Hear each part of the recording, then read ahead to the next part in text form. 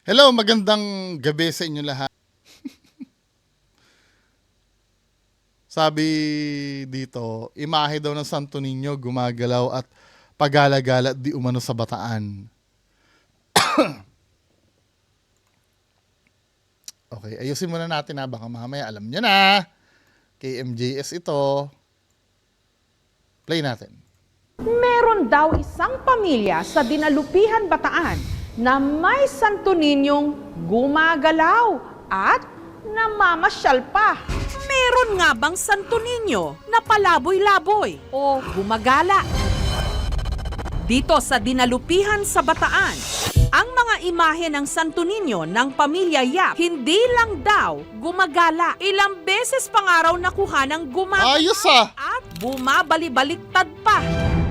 Nito lang daw Agosto, nagsimula ang mga kakaibang pangyayari sa tirahan ni na Ronald habang sila'y kumakain. Tinataas niya po yung kamay niya po. Pero pag nalilingat lang po kami, nagbabago Ayos, po yung no? posisyon niya po. Kinabukasan naman po yung gray po namin ng Santo Niño. Pagising po namin, nagbumaliktad po siya. Hindi po namin ginalaw kasi po natatakot po kami na hindi po namin alam kung ano po yung nagpapagalaw po dun. Pero bago raw ito nangyari, ang nakababatang kapatid ni Ronald na si Tony, hindi niya tunay na pangalan, sinapian daw. Sabi po nila po sa akin, nagwawala po ako.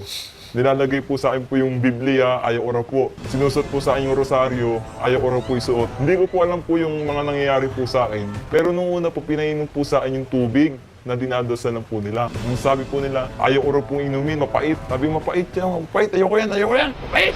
Ang paniniwala Talaga ina-acting niya pa kung paano siya nasapian no? nila ang nagpapagalaw di mano sa mga imahen, mga elemento. Nananaginip po ako. Lagi po sila po nagpapaita po sa akin na nagsasalita po sila at gumagalaw. Doon Pero po sa- bakit may nakita akong picture dito na napunta sa taas ng building. Dulong kwarto po namin at saka po sa kusina, doon po madalas po na magpaita at iyon po ang pinamamahayan ng masamang espiritu po. Nung minsan daw nawala ang kanilang Santo Niño de la Providencia, bumalik ito na may kasamang dalawa pang mga imahen, ang Santo Niñong Gala at ang Divino Niño o Santo Niño de Bogota. Nagulat po kami, hindi po sa amin yun. Hindi po namin alam kung paano po nakapasok kasi po nakapadlock na po yung gate po namin. Ako po'y Kung yung iba dyan, yung mga tanga-tanga maniniwala na agad dahil sinabi, no? Kasi sinabi niya ganun daw ang nangyari sinabi Anong name nga nun? Yung nag-comment sa akin na yun. Dahil sinabi daw, sinabi na nga na ganun Tignan mo kung gaano kabobo yung kababayan natin. Basta kinwento, maniniwala agad. Dahil sinabi daw, sinabi nga na na nagpa-doktor na siya 'Di ba? Dahil sinabi daw, paniwalaan na agad. Pakatanga naman itong mga kababayan natin. Siyempre, kapag nag-claim, hindi ka tayo dapat maniniwala. Alamin muna. 'Di ba? Magpakita na resibo. nakita ko po yung Santo Niño, wala po yung dalawa. Narinig po namin na may nakabukas pong gripo. Kaya po nung pagpunta po namin po doon, nakita po namin po na nandun po yung Santo Niño. Mga nakahubad po. At saka po, mga may sabon po. Ayos May hawak pa na scrub I smell something fishy. Baka naman nilinisan nyo yan, tapos pinicturean nyo lang. Po sila. Ano yung ginawa niyo? Pinicturean po namin po. May kakaiba pa raw kakayahan. Hila niya po. May hawak pa na brush. That is bullshit. Tinan nyo. Narinig po namin na may nakabukas pong gripo. Kaya po nung pagpunta po namin po doon, nakita po namin po na nandun po yung Santo Yung bobong nagko-comment sa akin, maniniwala dyan. Niño. Mga nakahubad po. At saka po, May brush. Naglalaba yung Santo Niño. Ayos mga may sabon po. Naliligo po sila. Ano yung ginawa niyo? Pinicturean po namin po. May kakaiba pa raw itong kakayahan. Hila niya pong tinaas po kami niya. Umulan po. Nung pagkataas po ng kami niya po, binaba niya na po. Umito na po yung ulan. Dahil sa Kwento mo lang yun Yung mga bobo naniniwala dahil kinwento. Yung mga cool na nangyayari, kwento lang Pero pag yung mga explainable na nangyari, pwedeng i-video. or Nilagay picture. po namin po sa dalawang sao po. Tinalian po namin po ng alambre, inikot po namin, tsaka po tali. Tapos pinakuhan po namin, nilagyan po namin po ng bangko para hindi po makaalis. Pero ang isa raw sa mga ito nawala. Habang naghihiwa po ako ng sibuyas, saka po ng bawang, pagtingin ko po dun sa may sabitan po namin ng kaldero, makikita ko po ngayon yung Santo Niño, nakalutang po siya. Tapos, Di ba? Yung mga ganyang pangyayari, kwento na lang eh. Hindi nila na-videohan yung mga ganyan. Yung mga lumulutang, yung mga ano. Pero yung mga bobo, maniniwala dyan dahil kinwento. Di ba? Kahit na walang proof, basta kinwento, totoo na yon. Napapansin nyo, pag yung mga lumulutang-lutang na yan, walang video. Pero pag yung mga simpleng galaw-galaw lang, na-videohan nila. sigaw na po ako nun. Anak! Lili, tingnan mo! Yung Santo Niño, lumulutang! Nung pumunta na po ako room po, nagdadasal po ako, nakita ko po na bigla po siyang bumaba po. Kusa po siyang bumaba. Hindi ko na po na-video dahil po lobat. Nagkaroon ng dahilan, hindi na daw na-videohan. Ba't parang wala naman nagtatanong na ba't di mo binidyohan, di ba? Bigla mo lang sinabi. Bigla po siyang bumaba po. May nakaabang na agad siyang dahilan eh kung bakit hindi niya na-videohan. Kusa po siyang bumaba. Hindi ko na po na-video dahil po lobat po yung cellphone. Nung sunod nilang tinignan ang sako, nawala na rin, pati yung natira. Nung hinanap po namin kung saan po siya napunta, nakita po namin siya dun sa may bubong po na kapitbahay po namin. Ayos ah. Di pa raw doon natapos ang mga kakatwang pangyayari. Pagka-uwi ko rin po sa trabaho ko po, mga alauna po ng madaling araw, may nakita ko po sa hagdanan po yung Santo Niño po Wala, mga picture-picture lang to eh. Hindi mo naman actual na nakukunan na Nagulat po tumatalon-talon. ako dahil Kasi hindi, let's say sabihin na natin totoo, no? Totoo na gumagalo yung Santo Niño. Pero yung mga picture na nakikita nyo na nasa bubong, nasa ano, pwedeng gawin ng kahit na sino yan eh. Let's say, halimbawa, ano ba laruan meron? No? Ito si Vegeta. Pwede ko namang ilagay sa bubong yan at picturean ko na, oy, pumunta doon sa taas. Di ba? Pwede kasing gawin yan eh. Mas maganda sana kung actual na nabivideo mong tumatalon-talon yung Santo Niño mo, na pupunta kung saan-saan. Pero kung halimbawa pinipicturean mo lang na nandyan sa ano, pwede kasing binuhat lang yan, hindi siya matibay na ano na ebidensya. araw, may nakita ko po sa hagdanan. Yan o, katulad yan, pinicturean. Malay lang namin kung nilagay mo dyan, tapos pinicturean mo lang. 'Di ba? Pero I'm so sure yung isang nanonood sa akin dyan, maniniwala dyan dahil sinabi mo. Santo Niño po namin maliit. Nagulat po ako dahil nakapadlock po yung gate namin. Nung nakita po namin, nandun po siya sa may pinakatuktok po ng building. Ayun po ang pinagtaka namin dahil Nasa tuktok ng building.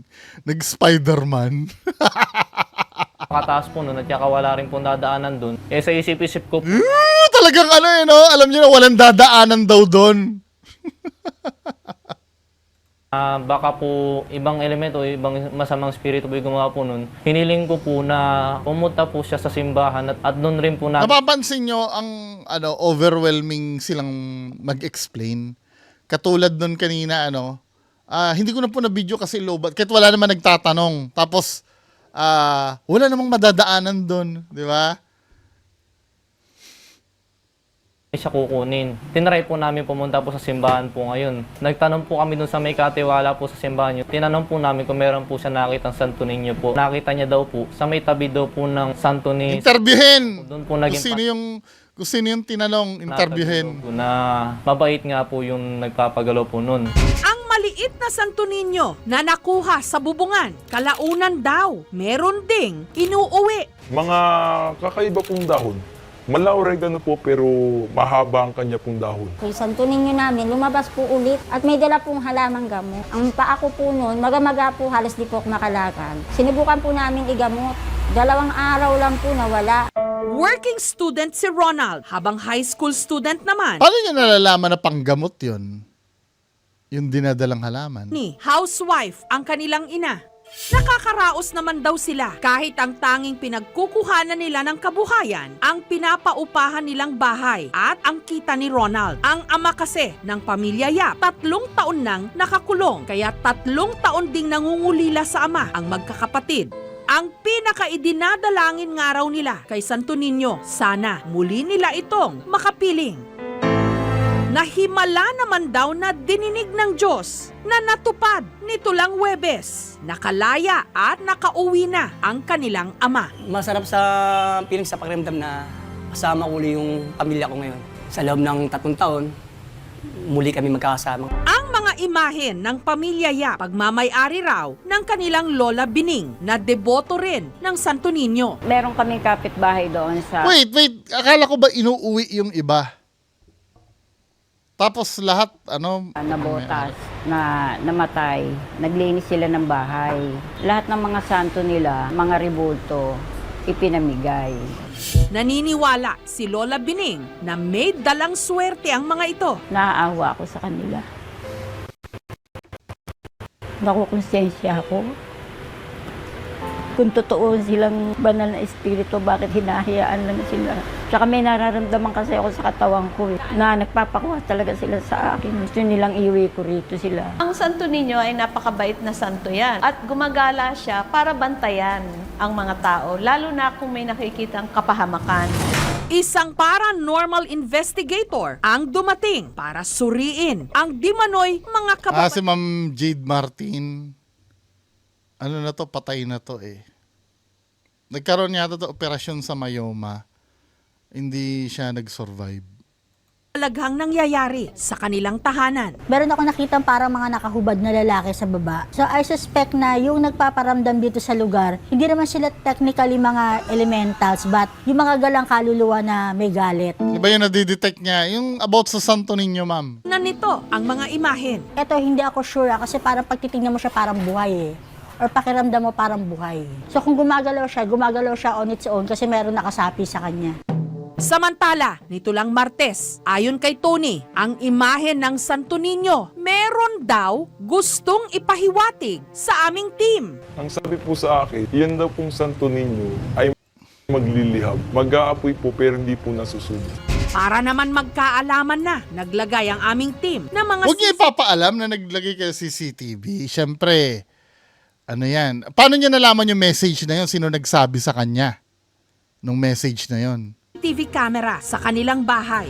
Kinabukasan, ipinakita ni Tony ang mga kuha ng kanyang cellphone kung saan naaktuhan daw niyang gumagalaw ang kamay ng Santo Niñong gala.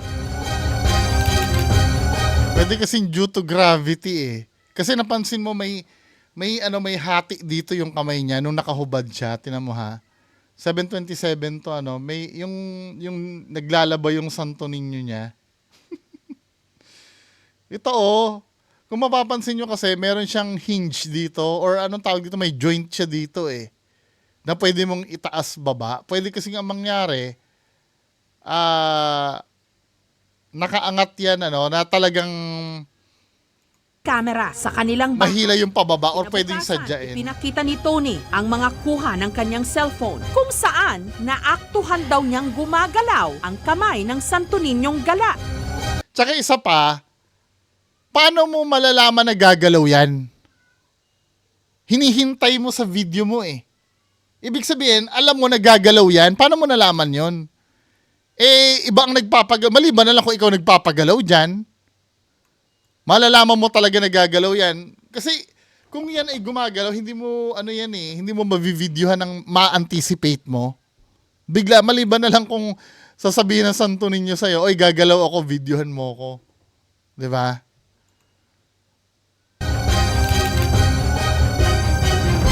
Sa kalagitnaan naman ng coverage ng aming team,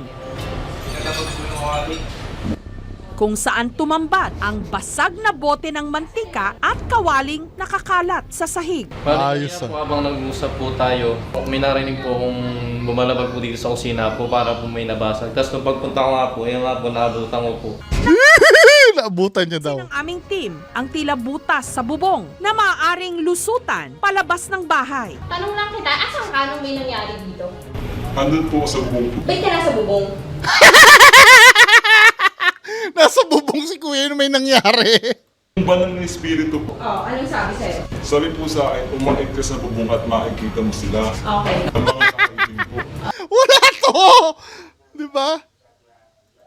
Nung pagkakait ko po, napakarami po nila. Nandun po sa bubong Sinabi daw ng banal na espiritu. Pag may banal na espiritu na sumasabi niya, wala na yan. Paano ka pumunta ng bubong? Dito. Ito po. Nagtanong din sila sa kapitbahay ni na Tony kung saan minsan napadpad di umano ang Santo Niño. Nakita nila yung bata na may dalang bag, kalakad. Bahay na to, nandun yung isang Sabi sa inyo yung bata yung yung naglalagay ng kung ano-ano hawak-hawak niya yung santo, nandun siya sa tuktok. Nagtago nung nakita ko. Walang katotohanan yung nangyayaring yan Napaka-imposible. Samantala, silipin natin ang mga kuha ng CCTV cameras. Si Tony mismo nasa altar, kinukunan ang mga imahe ng Santo Niño. Maya-maya pa, tumigil siya sa tapat ng Santo Niñong gala. Kitang-kitang siya ang gumalaw sa diba? tapat ng imahe. Sabi sa inyo. Pero nung tanungin siya tungkol dito, Humihingi po ko ng pasensya po sa mga nagawa ko. Inaamin ko na ako po umigaw. Tulad po ng pagbalibag po sa kusina, sa CCTV. Bakit mo yun nagawa? Hinihintay ko po siya sa pong maghiwaga. Hindi po siya naghihiwaga. Hihiwaga daw. Nabigla ako doon. Kasi sa ginagawa niya, ngayon ko lang nalaman yun. Walang physical evidence na pwedeng magsabi na pwedeng nag-teleport siya sa isang place papunta sa isang... Kaya kasi nasabi ko sa inyo, paano yan ngayon? Kung hindi pa i-document ng KMJS, paniniwalaan mo yon yung sinasabi niya? Tanga ka! Pag naniwala ka agad doon sa sinasabi niya, ito yung sinasabi ko sa inyo na hindi nyo naiintindihan. Katulad nito, no? Ang sabi sa akin kasi, isasama ko to sa dito sa content ko. Meron kasi dito nag-comment sa akin, yung regarding sa content ko kagabi. Sabi niya ganon.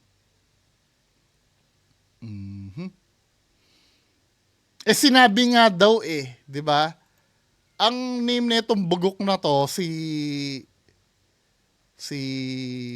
ano ba name niya?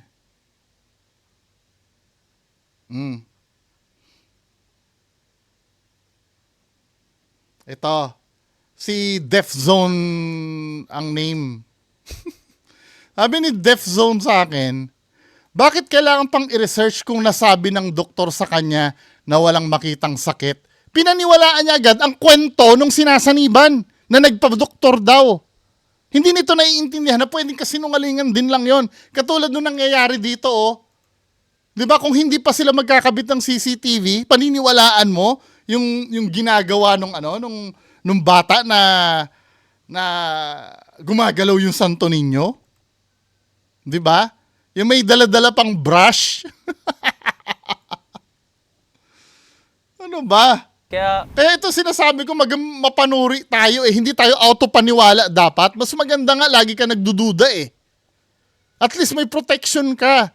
Alam mo ba, pagka nagdududa ka, tapos napatunayan na totoo pala yung pinagdududahan mo, okay lang. Nagkamali ako. Pero ang nakakahiya doon, naniwala ka, tapos napatunayan na hindi pala totoo. Ibig sabihin, uto-uto ka nun. By science, imposible yun. Hindi yun pwedeng mangyari. Either may physical talaga na nagdala mula doon sa pinanggalingan, papunta doon sa pinuntahan.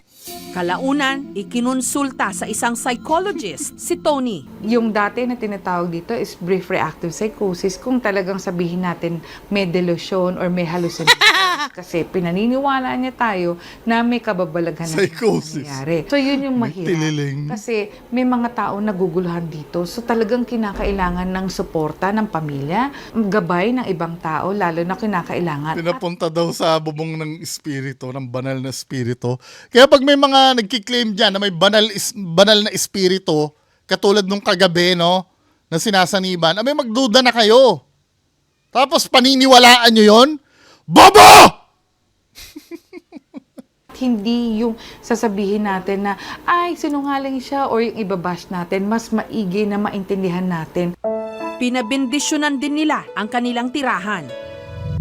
Huwag basta-basta maniniwala sa sinasabi ng iba na milagro, lalo pa kung iba ang tinutukoy ng ebidensya. 'Di ba? Yun na nga lang na ano eh, yun na nga lang na i-anticipate mo na gagalaw yan. Red flag na yun eh. Kung gusto mong video mag-set up ka ng CCTV. Iba yung nakita sa CCTV, 'di ba? Anyway, mga kababayan ko, ano ba lesson na natutunan natin dito? Huwag agad maniniwala kapag kinlaim nung isa na ganon. Kailangan magsuri pa rin tayo. 'Di ba? O anong katunayan na ganyan? Hindi naman masama 'yun eh. Lalo na kung too good to be true yung nakikita mo. May mga bagay kasi na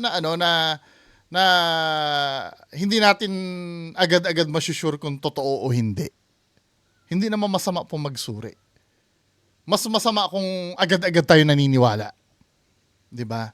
Yan ang pinagmumulan kung bakit tayo madalas naloloko ng mga politiko, investment scam. Sa lahat tayo, hindi tayo ligtas diyan. Kahit ako, pwede rin ako maloko. Kasi may mga time na may mas magagaling pa sa atin na manloko talaga. 'Di ba? Anyway, mga kababayan ko, yan lang po muna pag-uusapan natin. Magandang gabi sa inyong lahat. Bye-bye.